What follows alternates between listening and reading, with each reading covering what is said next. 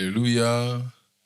Que Dieu vous bénisse, que Dieu vous bénisse. Bienvenue à la rencontre du Christ.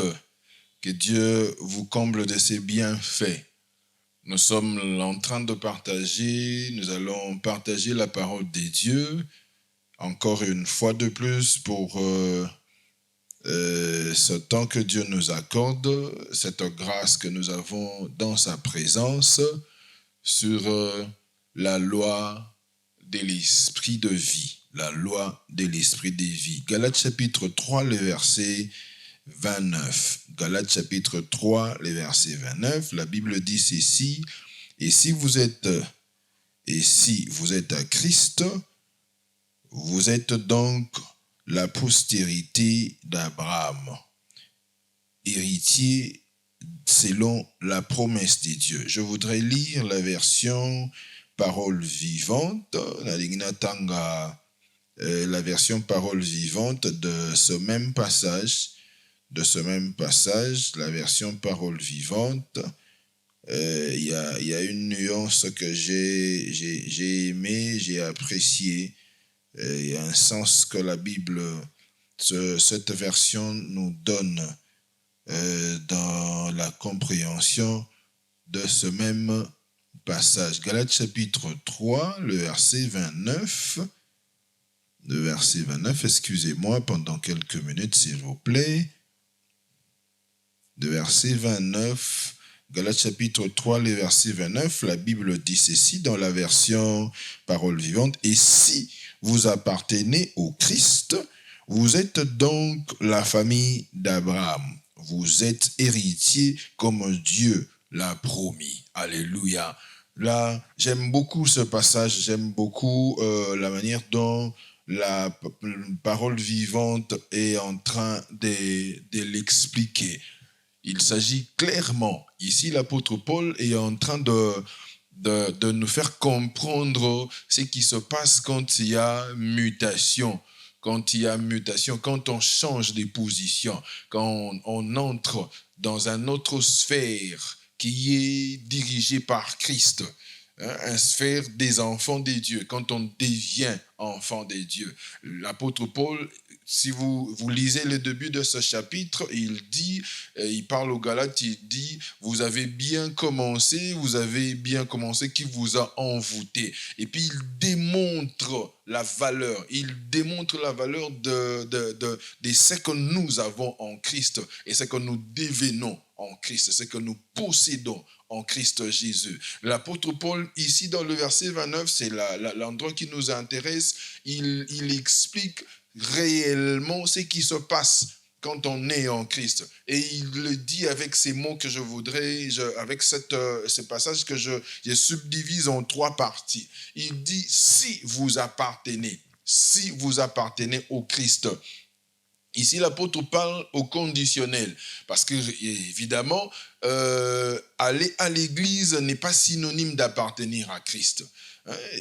Être membre d'une église, faire tout ce qu'on peut faire à l'église, n'importe quelle position qu'on peut occuper à l'église ne signifie pas ou n'est pas synonyme d'appartenir au Christ. Appartenir au Christ a un sens et ce sens n'est que donner sa vie à Jésus-Christ. Et là, l'apôtre est en train de mentionner, de faire mention, de mettre beaucoup plus d'accent sur ce point-là. Si vous avez donné votre vie à Christ, ça veut dire si réellement vous devenez une propriété privée du Christ, si votre vie appartient au Christ, sans pour autant appartenir à autre chose, sans pour autant avoir encore d'autres penchants, parce que y a de ceux qui viennent à l'église, il y a de ceux qui sont membres d'une église, mais qui n'appartiennent pas à Christ. Ils appartiennent à l'église, ils appartiennent à une congrégation, ils appartiennent à une communauté, sans pour autant. C'est pour ça que Christ dit à la fin de temps, il y a de ceux à qui ils diront, je ne vous ai jamais connu. Donc, ça veut juste dire qu'il faut bien aimer chercher à appartenir à Christ, au Christ réellement que appartenir à une communauté. Ça, c'était une parenthèse. Ici, l'apôtre Paul est en train de dire, il dit, je peux enlever ceci. Il dit, si vous appartenez au Christ, ça veut dire en d'autres termes que vous devenez une propriété privée. Christ vous arrache de toute appartenance. Christ fait de vous son bien, un bien privé. Ça veut dire que votre vie dépend de lui. Votre vie, en fait, ce qui coule dans votre vie vient du Christ Jésus-Christ. Et il n'est plus question de dépendre de ses origines. Il n'est plus question de dépendre des paroles de qui que ce soit. Il n'est plus question de subir je ne sais quoi venant d'une autre personne. Mais ici, on est une appartenance. On est une autre chose, si je peux le dire en ce terme. On est un bien privé du Christ.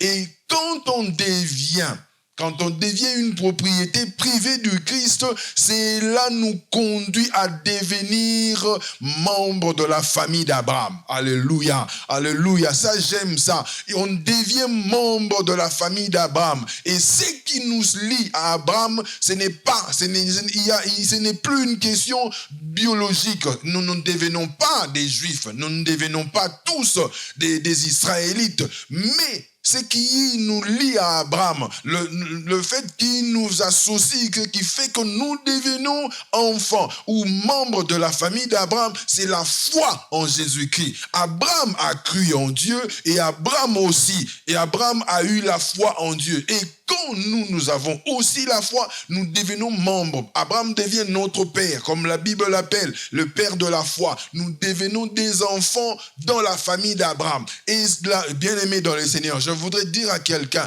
c'est que la foi a accompli avec Abraham, cette même foi en Jésus-Christ peut aussi accomplir des grandes choses dans la vie de quiconque croit. La foi a permis à Abraham d'écrire une nouvelle histoire.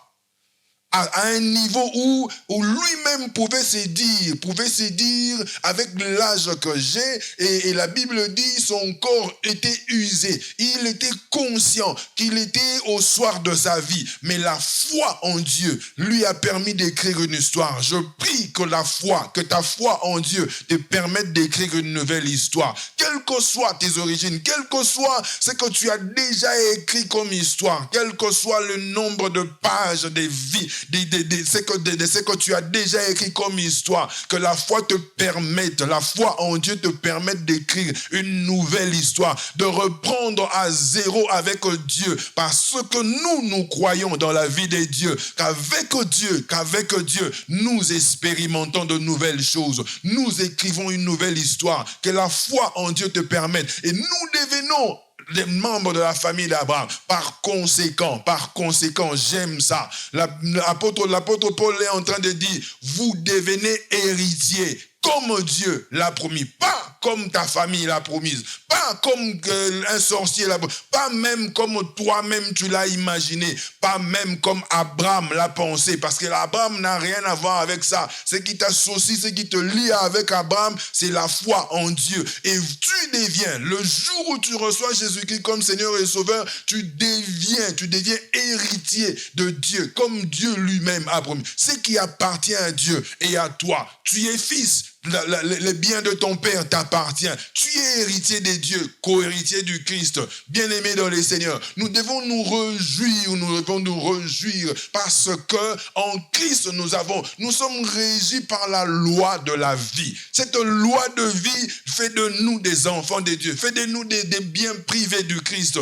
Personne n'a plus le droit de nous faire ce qu'il veut. Personne ne peut se réveiller un bon matin et se dire que je vais faire de cette personne telle ou telle chose, et cela arrive parce qu'une chose, la loi qui nous régit n'est plus la loi du monde, n'est plus la loi du péché, n'est plus la loi de la mort, n'est plus la loi de nos familles, n'est plus la loi de la sorcellerie, mais c'est la loi du Christ. La loi, le monde est régi par les principes, et quand on est enfant de Dieu, on est régi par la loi de Dieu.